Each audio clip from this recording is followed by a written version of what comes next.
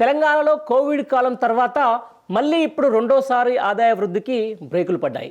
2023తో పోలిస్తే ఈసారి 7% వృద్ధి రేటు పడిపోయింది. ఇందుకు కాంగ్రెస్ ప్రభుత్వ అసంబద్ధ విధానాలే కారణమంటున్నారు నిపుణులు. నిపుణుల అభిప్రాయం ప్రకారం కాంగ్రెస్ ప్రభుత్వం సాగునీటి రంగాన్ని నిర్లక్ష్యం చేయడం, వ్యవసాయ రంగం వైపు దృష్టి సారించకపోవడం కారణమంటున్నారు నిపుణులు. ఇక విచ్చలవిడి వసూళ్లు, హైడ్రాతో రియల్ ఎస్టేట్ రంగం కుప్ప కూలిందనే అభిప్రాయాలు ఇక్కడ నిపుణుల్లో వ్యక్తమవుతా ఉన్నాయి. స్వచ్ఛ బయోగ్రీన్ వంటి ఘటనలతో ప్రభుత్వంపై నమ్మకం కోల్పోయి పరిశ్రమల రాక ఆగిపోయిందని కూడా వాళ్ళు అంటా ఉన్నారు.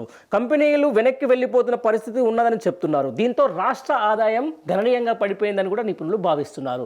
కాంగ్రెస్ పాలనలో మొదటి సంవత్సరమే ఇలా ఉంటే రాను రాను రాష్ట్ర ఆర్థిక పరిస్థితి ఏ విధంగా మారుతుందని ఆందోళన వ్యక్తం చేస్తున్నారు నిపుణులు. అసలు ఈ ఏడాది ఆదాయ లక్ష్యం 2,20,000 కోట్లు కాగా ఈ ఏడాది నవంబర్ నాటికి వచ్చింది కేవలం 1,03,300 కోట్లు మాత్రమే.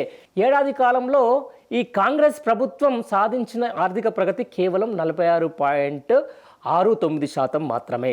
ఇలాగే కొనసాగితే తెలంగాణ రాష్ట్రంలో భారీగా అప్పులు పాలు కావడం, రాష్ట్ర వృద్ధి రేటు అత్యంత కనిష్ట స్థాయికి దిగజారడం ఖాయమని ఆర్థిక నిపుణులు అంచనా వేస్తున్నారు.